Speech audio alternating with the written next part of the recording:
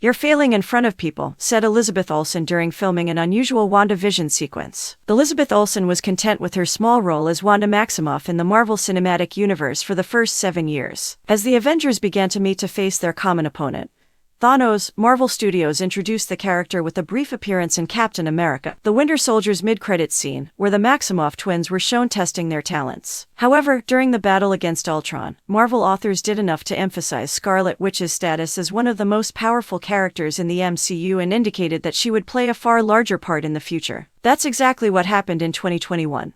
When Olsen was given her own series based on her persona. However, the actress had to go through some difficult times in order for WandaVision to become a reality. Why did Elizabeth Olsen fail? During the filming of an unusual WandaVision sequence, Elizabeth Olsen and Paul Bettany played Wanda and Vision, respectively, in Disney Plus' WandaVision, which used a sitcom-like style to examine the pair's seemingly regular suburban lives in Westview. As time passes, the two superpowered individuals begin to assume that there are other powers surrounding them that they cannot see. Olsen said to Empire in 2022 that the show took her by surprise and was accompanied by both joy and trepidation. "It was so terrifying because I got very comfortable taking up my little space, my little lane, in these ensemble films," she told me. The approach WandaVision took made things more difficult for Olsen, as it mixed the skills of the master of the mystical arts with numerous references to several famous television episodes. The 34-year-old watched every single show that WandaVision mentioned. Nonetheless, reproducing classics such as I Love Lucy and Bewitched proved difficult for the actor because she had to perform in front of a live audience. She told the Los Angeles Times, "I didn't understand intuitively how to play to the camera rather than the audience when the audience was present.